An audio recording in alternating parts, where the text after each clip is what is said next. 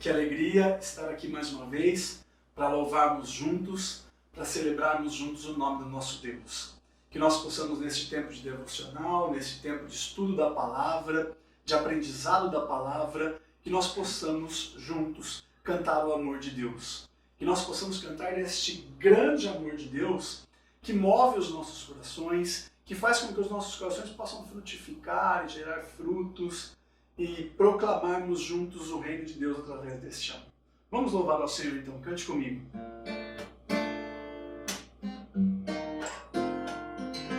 Quanto amor Ele tem por mim. Quanta dor sofreu por mim, por amor. Quanto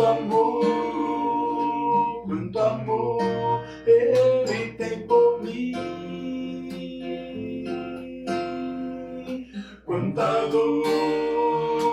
Quanta dor sofreu por mim, por amor.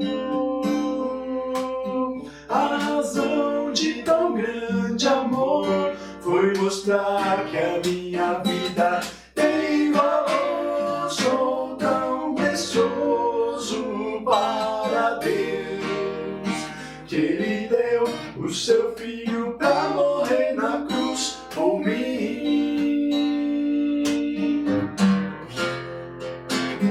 Oh Deus, te louvo pelo teu amor. Tu mudaste o meu interior e agora eu quero viver para transmitir este amor que vem de ti. Oh Deus, te louvo pelo teu amor.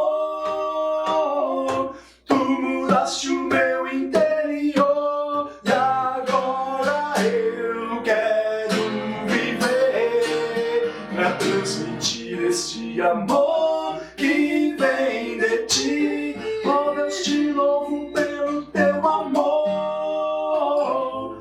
Tu mudaste o meu interior e agora eu quero viver para transmitir esse amor que vem de ti.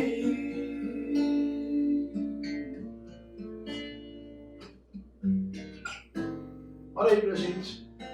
Te damos graças, Deus, pelo teu infinito amor, pelo teu amor sacrificial, porque você, Deus, se deu naquela cruz através de Jesus por nós. E nele nós temos a vida eterna. Nós celebramos sempre deste amor. Não importa o tempo que estamos vivendo, um tempo de separação, um tempo de dificuldades, um tempo de lutas, vivemos pela fé, a fé que opera pelo amor, Pai. Te damos graças. Te damos graças por esse tempo de louvor e adoração. Te damos graças pela palavra que será ministrada, que ela venha como um alento aos nossos corações e nos transforme de dentro para fora, em nome de Jesus. Amém.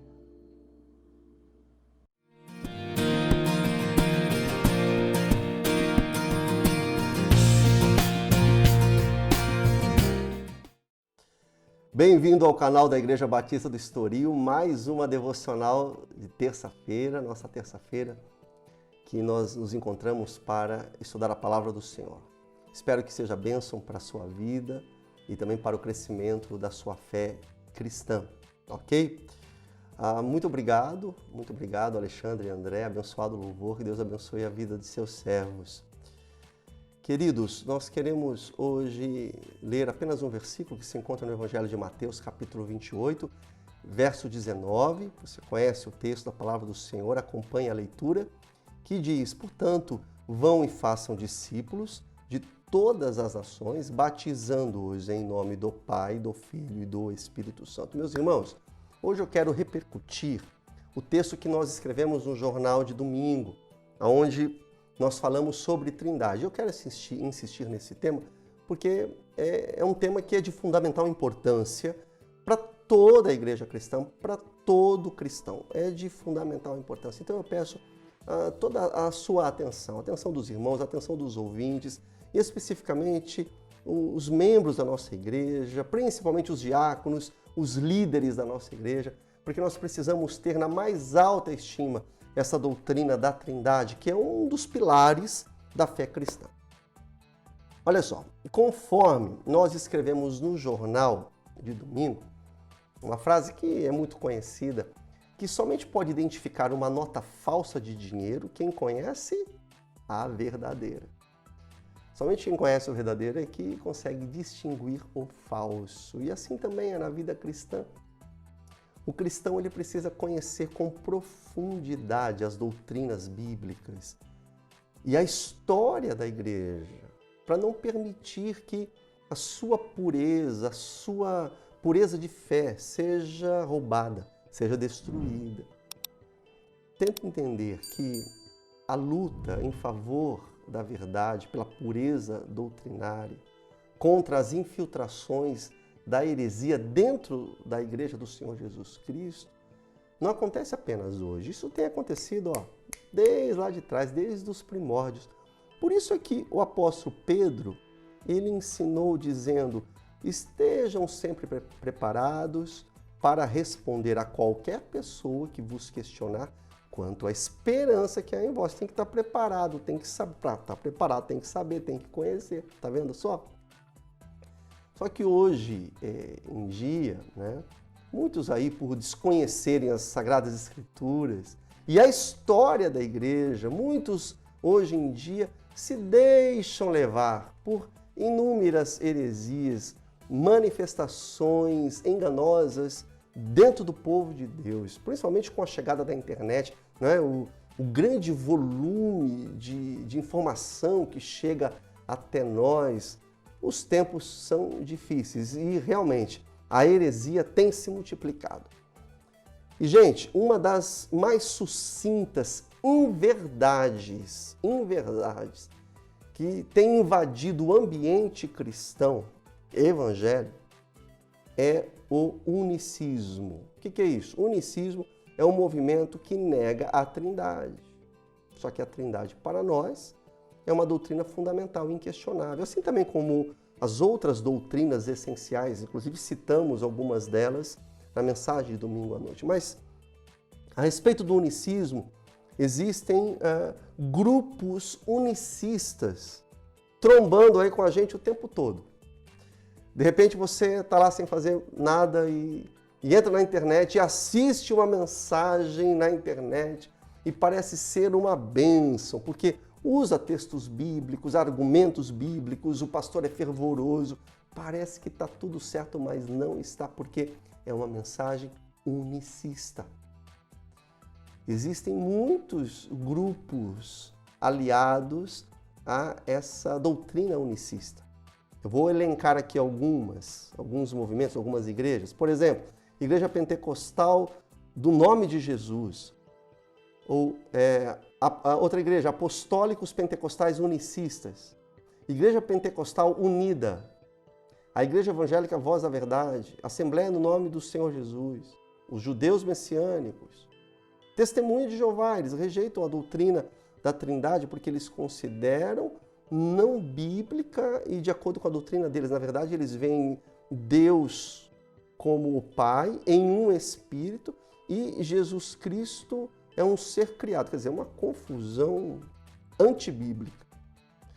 E olha só, esse movimento unicista e essas igrejas, eles afirmam na cabeça deles que a doutrina da Trindade é uma doutrina romanista, criada pela Igreja Católica Romana.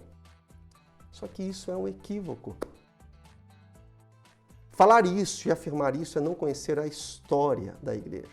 Gente, atenção nisso. A igreja primitiva, a igreja apostólica, lá do primeiro século, nós estamos no século XXI, já cria com veemência na pessoa do Pai, na pessoa do Filho e na pessoa do Espírito Santo. Nós não temos tempo hábil para citar todos os textos bíblicos que apontam claramente para a Trindade. Mas, por exemplo, nós abrimos essa reflexão citando a ordem de Jesus Cristo acerca do batismo. Mas acerca do batismo, Jesus mandou batizar em nome do Pai, do Filho e do Espírito Santo. Em nome do Pai, em nome do Filho, em nome do Espírito Santo. Então, meus irmãos, ouvintes, quando alguém lhe argumentar que foi a Igreja Católica quem criou a Trindade e que a Igreja no início não cria na Trindade, isso não é verdade. Não é verdade. Atenção, nós precisamos conhecer os dados. A Igreja Católica Romana, em Roma, foi organizada oficialmente apenas no ano 390, no quarto século, através do imperador Teodósio. Em contrapartida, a Igreja de Jesus Cristo, já no primeiro século, já cria no mesmo Deus manifesto em três pessoas, ou em três manifestações, o Pai, o Filho e o Espírito Santo. Veja, a Igreja do segundo século já acatava plenamente essa doutrina da Trindade. Nós temos, por exemplo, os escritos de Inácio de Antioquia. Sabe que ano que ele é? Ano 100. Sabe quem foi Inácio? Discípulo de João, o apóstolo. João, que escreveu o Apocalipse. Ele já citava a doutrina da Trindade. Um outro pastor, no ano 100, Clemente, ele escreveu a sua primeira carta de Clemente. Ele falou na sua carta sobre a imanência do Pai, a imanência do Filho e a imanência do Espírito Santo. Um outro documento muito conhecido, talvez você conheça, nós falamos muito desse documento na classe de membresia, a Didaquê. Ano 120, a Didaquê já trazia o ensino dos primeiros passos da vida cristã e também ensinava lá uma boa definição sobre a pessoa de Deus Pai, a pessoa de Deus Filho, a pessoa do Deus Espírito Santo revelado nos Evangelhos. Olha aqui uma outra informação muito precisa do ponto de vista histórico para nós.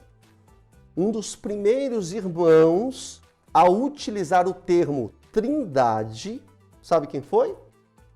Foi o pastor Tertuliano, a doutrina da Trindade, mostrando a unidade divina em três pessoas distintas. Sabe quem foi Tertuliano?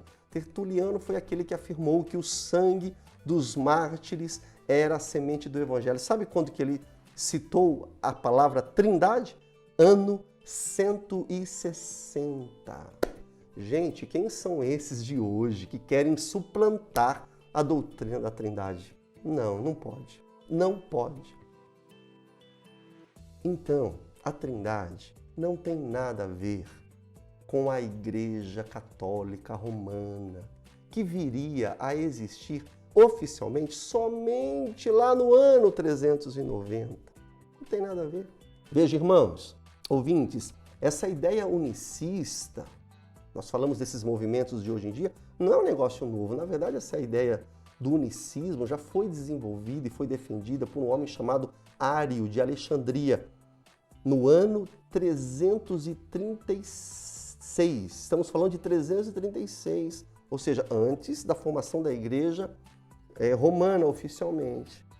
E aí ele defendia o seguinte, a ideia que Ário defendia, ele afirmava que Cristo foi criado, que Deus e Cristo não seriam a mesma essência, eles não eram coiguais, que Deus era um ser desconhecido, um mistério total, ou seja, o Deus desse Ário aqui não era o Deus revelado por Jesus Cristo, né? O Pai Nosso, o Deus conosco, Jesus, o Deus conosco, não é o mesmo Deus. Então, gente, essa doutrina unicista, misericórdia, já foi rechaçada pela igreja primitiva, lá no primeiro século. Veja, e Ário ele já foi combatido e vencido no ano 336, antes da oficialização da igreja romana. Então, em nome de Jesus Cristo, nós precisamos ser firmes nas doutrinas basilares da igreja, que são permanecidas através dos séculos. A Igreja de Cristo Jesus, meus irmãos, crê sem reservas alguma que dentro da unidade do único Deus existem três pessoas distintas, o Pai, o Filho e o Espírito Santo. E essas três pessoas compartilham da mesma natureza e atributos. Esse é um mistério divino das três pessoas, imanência de Deus, um único Deus, 1 mais 1 mais 1 igual a 1. Eu coloquei no jornal uma frase do apologista Norman Geisler. Ele diz assim: a Trindade significa simplesmente triunidade, em que Deus não é uma unidade simples, mas há uma pluralidade em sua unidade. A Trindade, aí, portanto, vai além da razão humana, mas não contra a razão. E veja, queridos, a Trindade, presta atenção, não é a crença de que Deus é três pessoas e uma mesma pessoa ao mesmo tempo. Isso até seria ilógico, mas a igreja sempre creu que há um só Deus em três pessoas, em uma só natureza. E eu sei, isso pode ser um mistério, e é mesmo, é um mistério para nós, é coisa de Deus. Homem algum conseguiria inventar um negócio desse. C.S. Lewis falou com propriedade, ele disse assim, abre aspas para ele: se o cristianismo fosse algo inventado por homens, certamente seria muito mais simples. Isso chega até a ser engraçado. Imagina, gente, imagina se algum homem, alguma pessoa, alguma mente humana conseguiria, ou teria coragem de inventar a Trindade. Não faria isso. Porque é uma questão de lógica. Quem é que vai inventar, ou uma igreja romana vai inventar a doutrina da Trindade? Quem que vai acreditar? Humanamente não tem lógica. Se fosse invenção de homens, inventariam algo que tem lógica, que seja mais fácil acreditar. Por isso, mais do que nunca, a Trindade é mistério divino, é mistério de Deus. Portanto, apesar da palavra Trindade não ser encontrada na Bíblia, não tem na Bíblia, mas o conceito é claramente ensinado nas Escrituras Sagradas. E desde lá dos primeiros discípulos de Jesus, e foi crido e ensinado pela igreja primitiva, pelos apologistas, pelos pais da igreja. Estamos falando do ano 100, ano 200. A existência do Pai, que é Deus, o Filho, que é Deus, o Espírito Santo, que é Deus, e há um só Deus, somente um Deus. Então, olha só, o próprio Filho é Deus, em mesma essência, apesar de distinta personalidade do Pai. Olha o que Jesus afirmou, ser igual ao Pai. Olha só, em João 10:30, ele fala assim: eu e o Pai somos um. Você quer afirmação mais clara do que essa? E outra, tem uma lógica que é teológica, que jamais podemos nos esquecer, jamais, não esqueça disso. Se Jesus não fosse Deus, ele jamais poderia salvar homens da perdição eterna, não poderia. Jesus é Deus. O Espírito Santo também é Deus. Entre tantos outros textos aí, olha só o que Pedro diz, ele chama o Espírito Santo claramente de Deus. Atos 5:3, ele fala assim: Ananias, por que encheu Satanás o teu coração para que mentisses ao Espírito Santo e retivesses parte do preço da herança? Mentisses a quem, irmãos? A quem? Ele não falou mentiu a Deus, mentiu a Jesus, não, mas mentiram ao Espírito Santo. Está muito claro, a pessoa do Espírito Santo. Mentisses ao Espírito Santo. E aí ele continua, verso 4, guardando a herança, não ficava para ti e vendida, não estaria em teu poder, não estava em teu poder? Por que formaste este desígnio em teu coração? Não mentistes aos homens, mas a Deus. A Deus. Mentisses ao Espírito Santo. Mentisses a Deus, enganastes a Deus. O Espírito Santo é Deus. Ele também é uma emanação divina. Olha Romanos 8, 26 e 27. Da mesma forma, abre aspas, o Espírito Santo nos ajuda em nossa fraqueza, pois não sabemos como orar, mas o próprio Espírito intercede por nós, com gemidos inexprimíveis. Intercede entre quem? Entre homens e o Pai. Está muito claro aí. É uma questão de interpretação de texto, e é uma questão também de revelação divina. ao nosso coração.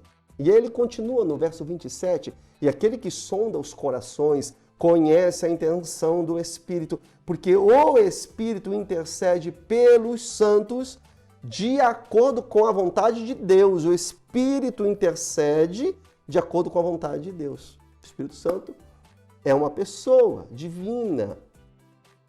A Bíblia ainda diz que o próprio Espírito Santo é quem ensina, João 14. Ele também é quem convence o homem do pecado, João 16. Ele também, como pessoa, ele se entristece com o pecado, Efésios 4:30. Possui intelecto, 1 Coríntios capítulo 2. O Espírito Santo tem vontade, 1 Coríntios 12.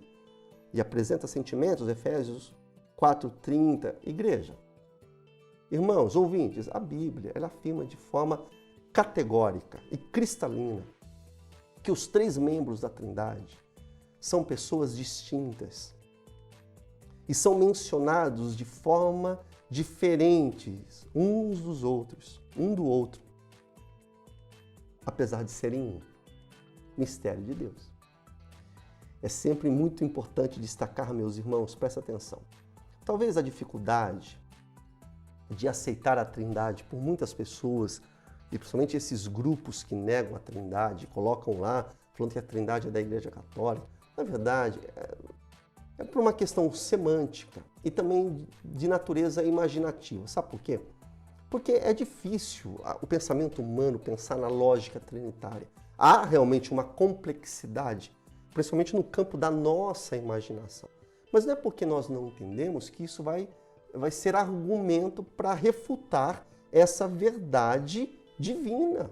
Não é porque eu não consigo compreender que eu vou refutar.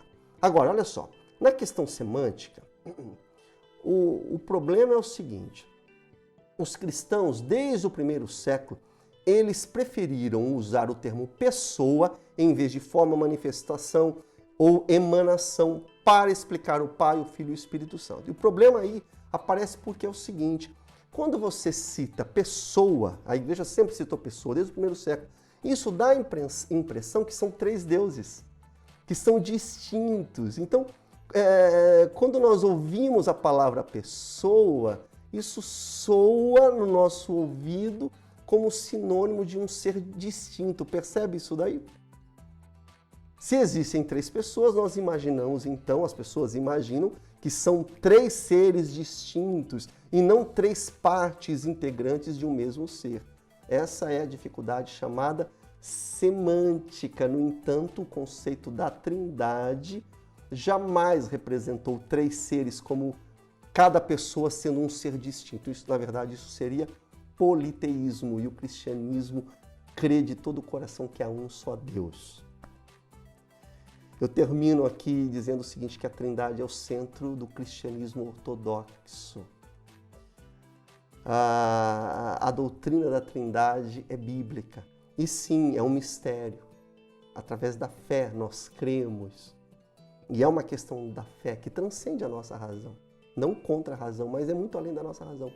Mas como membros do corpo de Cristo, da Igreja do Senhor Jesus, da Igreja Eterna de Jesus, não duvide, não caia em conversas humanas, que já há séculos foi combatida, já foi vencida, mas creia com todo o seu fervor que Deus, em sua essência, se manifesta em três pessoas. É a pluralidade dentro da unidade.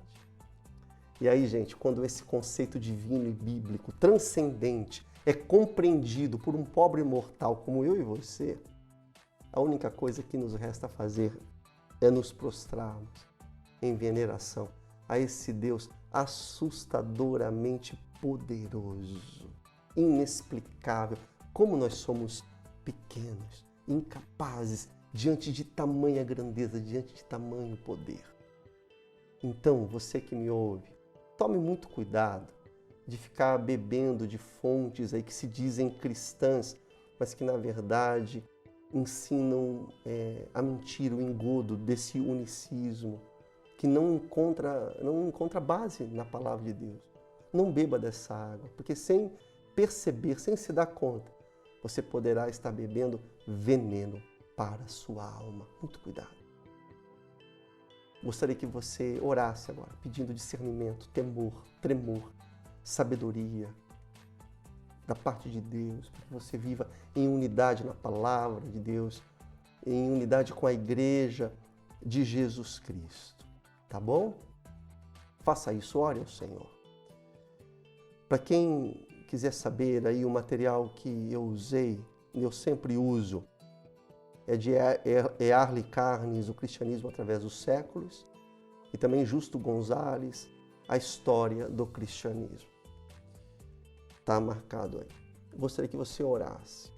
Não jogue fora a revelação que você recebeu do Espírito Santo. Antes você estava morto em seus delitos e pecados. Você nem compreendia direito a revelação da palavra do Senhor e agora Deus inseriu você na família de Deus e te revelou as grandiosidades do reino de Deus. Não jogue isso fora. Peça ao Senhor para que você tenha firmeza doutrinária, para que nós não caiamos aí nesses ventos de doutrina, muita informação, né, de internet, muita coisa acontecendo, que sejamos firmes naquilo que o Senhor nos trouxe, na revelação que Deus nos deu através da sua palavra. Deus abençoe a sua vida e até amanhã, na nossa quarta-feira de estudo. Deus abençoe. Gostou deste devocional? Então inscreva-se em nosso canal clicando no botão vermelho que está aqui embaixo. Deus te abençoe!